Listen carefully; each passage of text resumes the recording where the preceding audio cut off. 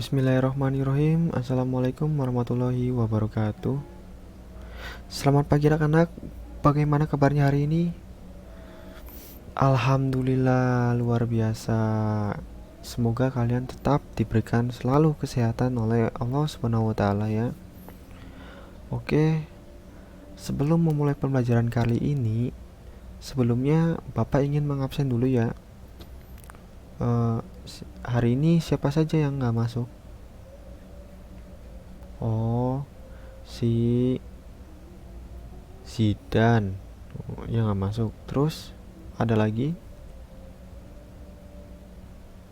Oh, si Sinta juga yang nggak masuk.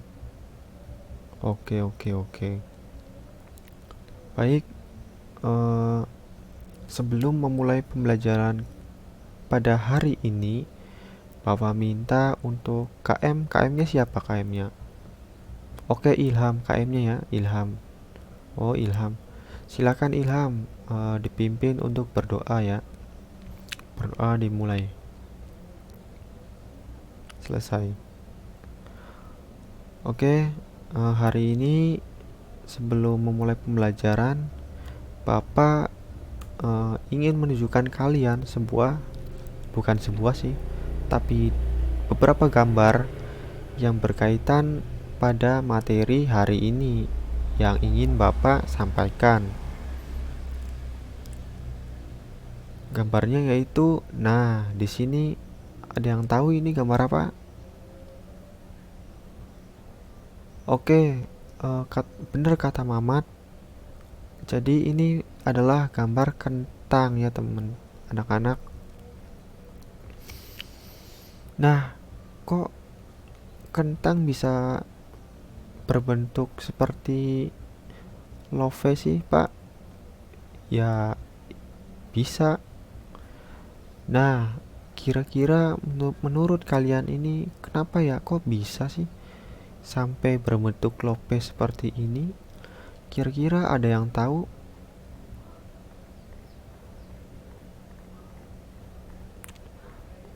Ya, sepertinya belum ada yang tahu ya. Oke, Bapak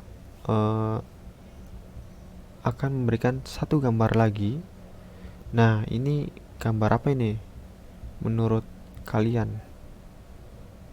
Ya, benar sekali, ini gambar tangan ya. Nah, menurut kalian tangan seperti ini normal tidak?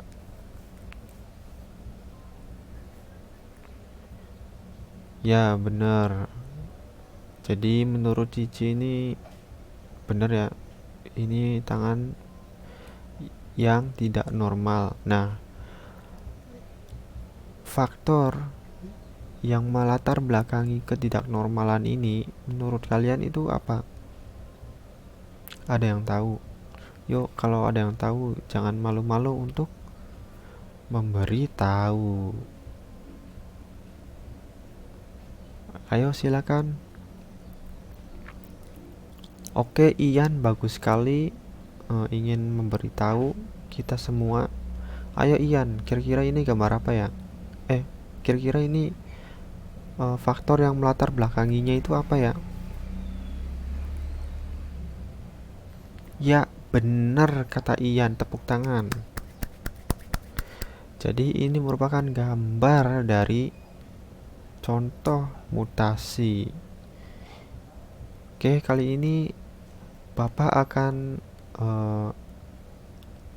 memberikan materi yaitu berjudul tentang mutasi ya. Nah, sebelumnya ada yang tahu nggak sih mutasi itu apa?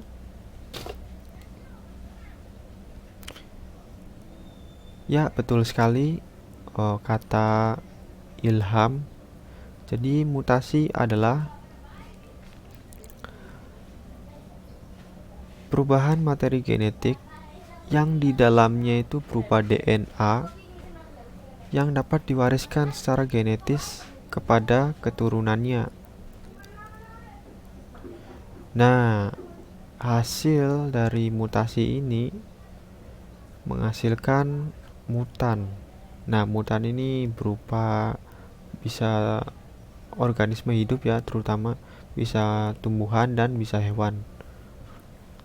Nah, selanjutnya ada tempat terjadinya mutasi, yaitu ada mutasi genetik yang terjadi pada kelamin, sedangkan pada mutasi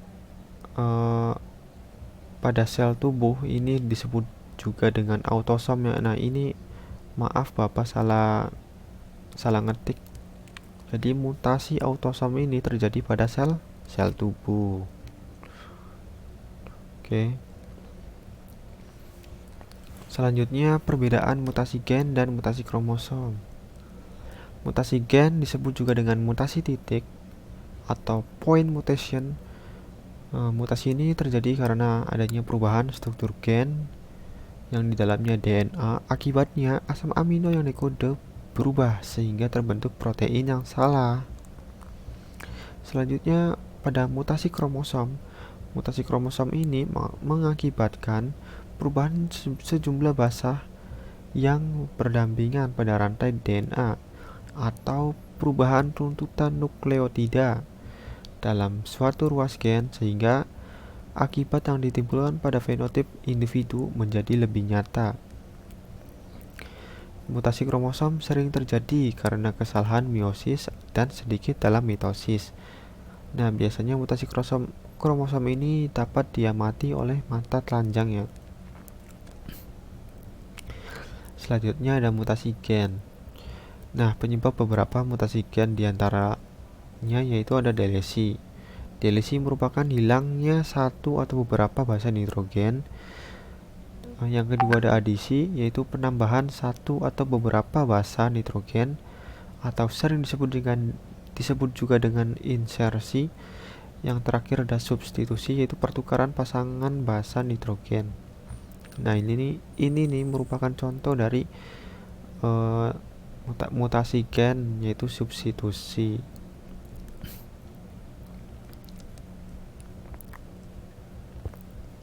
Ini juga masih substitusi. Nah, ini merupakan contoh dari insersi dan delesi.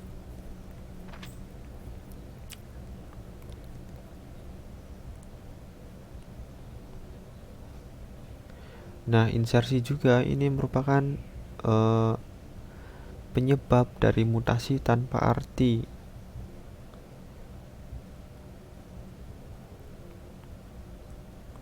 Selanjutnya kita berpindah ke mutasi kromosom ya. Mutasi kromosom ini mengakibatkan perubahan sejumlah basa yang berdampingan pada rantai DNA atau perubahan runtutan nukleotida dalam suatu ruas gen, sehingga akibat yang ditimbulkan pada fenotip individu menjadi lebih nyata. Mutasi kromosom sering terjadi karena kesalahan meiosis dan sedikit dalam mitosis. Mutasi kromosom dibedakan menjadi dua macam, yaitu perubahan jumlah kromosom dan perubahan struktur kromosom. Yang pertama ada perubahan kromosom. Ada euploidy, yaitu variasi dalam sejumlah set dasar kromosom atau genom. Autopolyploidy, yaitu kelipatan jumlah kromosom yang berasal dari genom spesies yang sama. Selanjutnya ada allopolyploidy, yaitu kelipatan jumlah kromosom yang berasal dari genom spesies yang berbeda. Selanjutnya ada aneuploidy, yaitu variasi jumlah kromosom yang diakibatkan adanya pengurangan atau penambahan satu atau sejumlah kecil kromosom akibat gagal berpisah. Dan yang terakhir ada euploidy, merupakan mutasi yang melibatkan pengurangan atau penambahan dalam perangkat kromosom. Jumlah kromosom di dalam genom pada masing-masing jenis organisme berbeda-beda. Misalnya pada tumbuhan kentang yaitu 12. Nah, pada umumnya individu normal mempunyai susunan kromosom 2N atau yang sering disebut dengan diploid, tetapi terjadinya mutasi ini akan menyebabkan sel kromosom dapat berubah. Perubahan tersebut terlihat pada tabel berikut. Yang pertama ada monoploid, yaitu organisme yang kehilangan satu kromosomnya. Yang kedua ada triploid, yaitu organisme yang memiliki 3 genom atau 3N kromosom. Yang ketiga ada tetraploid, organisme yang memiliki 4 genom atau 4N kromosom. Yang terakhir ada polyploid, organisme ini memiliki banyak genom dalam sel somatiknya. Nah, polyploid ini dibedakan menjadi dua. Yang pertama ada autopolyploid, yaitu peristiwa yang terjadinya pada kromosom homolog. Contohnya itu ada semangka tanpa biji. Dan yang kedua ada allopolyploid. Nah, peristiwa yang terjadi pada kromosom yang homolog, contohnya pada tumbuhan Rapana brassica.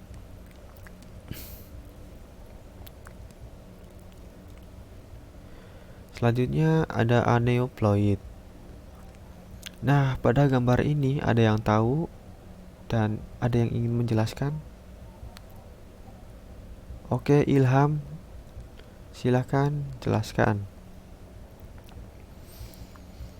Ya, benar apa yang dikatakan oleh Ilham. Jadi aneuploid ini terjadi karena adanya gagal berpisah dalam meiosis pertama. Nah, di sini kalian bisa melihat di mana kromosomnya ini gagal berpisah ya. Nah, selanjutnya ada kegagalan juga selain pada meiosis 1. Nah, kegagalan ini terjadi pada meiosis 2.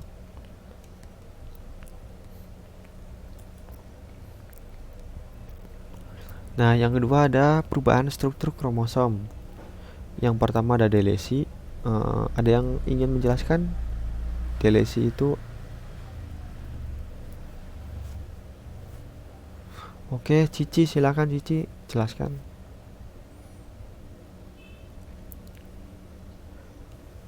Benar apa yang dikatakan oleh Cici. Jadi delesi merupakan adanya pengurangan dari struktur kromosom. Nah, coba kita lihat pada gambar sebelah kiri ya. Sebelah kiri merupakan kromosom yang normal ya, dimana A, B, C, D, E ini strukturnya sangat lengkap. Sedangkan kita lihat gambar pada sebelah kanan ini ada yang kurang ini. Benar apa yang dikatakan oleh Cici. Jadi adanya perubahan atau pengurangan dari struktur kromosom. Nah, ini disebut dengan delesi. Selanjutnya ada duplikasi. Nah, duplikasi ini ada yang ingin menjelaskan duplikasi itu seperti apa?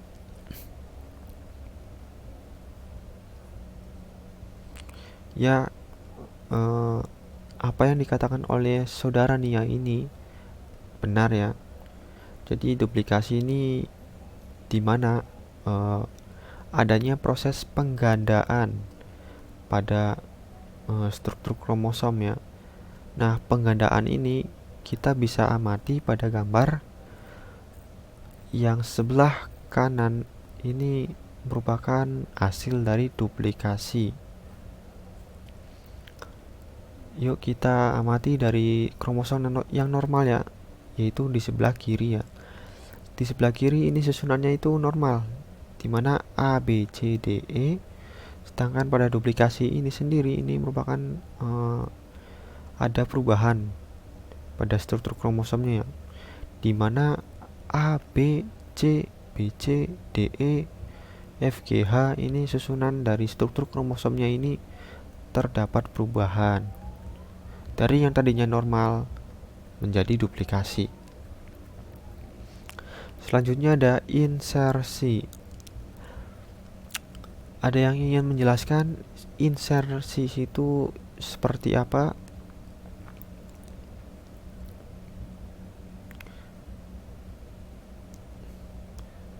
Ya, benar apa yang dikatakan oleh Ian. Jadi insersi ini adanya perubahan atau perpindahan struktur kromosom ya, yang kita bisa lihat pada gambar yang sebelah kiri ini merupakan contoh kromosom yang normal, sedangkan pada kromosom yang kanan ini contoh kromosom yang terjadi karena insersi. Susunannya berupa A, D, C, B, E. Nah, ini tukaran posisinya. Jadi yang harusnya B itu yang susunan kedua, jadi B ini berpindah posisinya menjadi susunan keempat. Selanjutnya ada translokasi resiprok. Ada yang ingin menjelaskan? Ya, jadi apa yang dikatakan oleh Adi ini, translokasi resiprok merupakan adanya perpindahan di mana susunannya itu tidak rapi gitu ya, atau acak. Jadi yang awalnya A, B, C, D, E menjadi M, N, O, C, D, E. Nah, pada gambar di bawah ini merupakan sama saja ya, contoh dari translokasi resiprok. Selanjutnya, kelainan pada manusia yang disebabkan oleh perubahan kromosom. Yang pertama ada sindrom Down, contohnya sindrom Klinefelter, sindrom Turner, sindrom Patau, sindrom Jacob. Nah, yang pertama ada sindrom Down. Nah, sindrom Down ini kariotip sindrom Down menunjukkan 21 ya. Nah, pada gambar bisa kita lihat merupakan contoh dari sindrom Down. Selanjutnya, ini merupakan sindrom Klinefelter ya. Nah, ada yang tahu kenapa laki-laki bisa memiliki seperti itu, seperti perempuan ya? Kayo, ada yang tahu?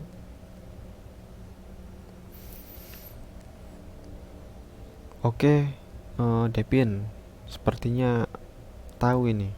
Silakan Devin. Oke, jawaban dari Devin ini kurang tepat ya. Jadi sindrom Klinefelter ini diakibatkan karena adanya penambahan kromosom X pada pria. Jadi pria pada umumnya itu normalnya itu memiliki dua jenis kromosom, yaitu X dan Y. Nah, pada sindrom Klinefelter ini, seorang pria memiliki tambahan kromosom X yang menjadi kromosomnya itu XXY. Selanjutnya ada sindrom Turner. Penderitanya memiliki jenis kelamin wanita. Ia tidak memiliki ovarium yang sempurna, steril atau mandul, ciri seksualnya tidak berkembang, dan cenderung lebih pendek. Nah, ini merupakan ciri-ciri dari sindrom Turner. Selanjutnya ada sindrom Patau. Nah, ini merupakan gambar dari sindrom Patau. Sindrom Patau sendiri ini karena adanya perubahan dari kromosom nomor 13 ya. Nah, selanjutnya ada sindrom Jacob atau trisomik ya, karena di sini seseorang memiliki, atau seorang pria ini memiliki kromosom yang berjumlah 3, di mana ada tambahan kromosom Y pada pria. Jadi susunan kromosomnya itu XY Y. Nah, pada kromosom pada sindrom Jacob ini terjadi pada kromosom genosom ya. Penderita sindrom ini umumnya berwajah kriminal, suka menusuk-nusuk mata dengan benda tajam seperti pensil dan lain-lain, dan juga sering berbuat kriminal. Nah, ada yang tahu mutagen itu apa? Oke, Ilham, sepertinya tahu. Silakan Ilham. Ya, benar apa yang dikatakan oleh Ilham itu.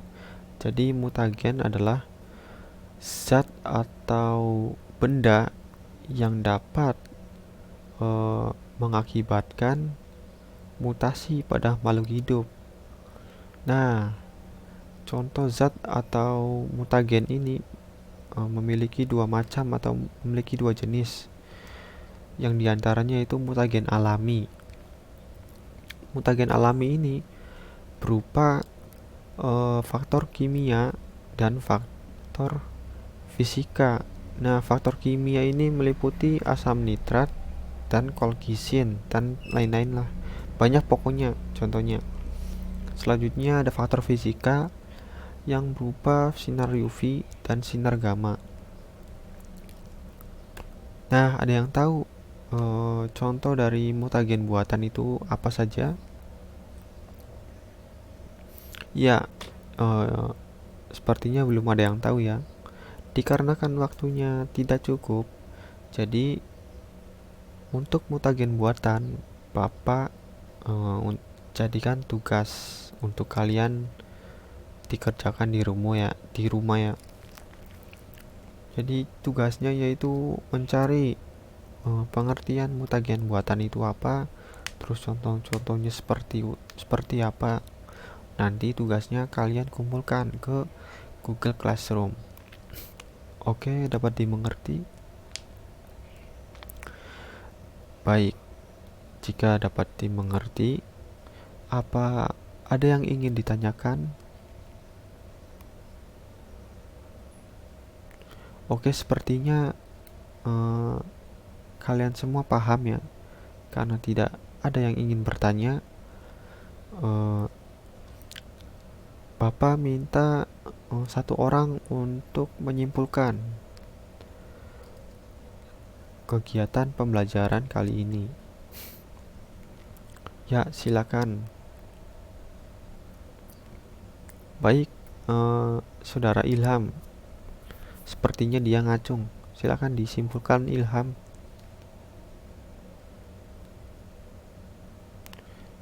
Ya, terima kasih kepada Ilham yang telah ingin menyimpulkan pembelajaran pada hari ini. Tepuk tangan untuk kalian semua. Kalian semua hebat. Kalian semua semangat. Kalian semua antusias pada pembelajaran kali ini. Bapak ucapkan terima kasih pada kalian semua, siswa-siswa kelas IPA 5. Kalian semua hebat, pertahankan semangat kalian walaupun di masa pandemi seperti ini. Kalian harus tetap semangat dalam mencari ilmu. Oke? Oke, bagus.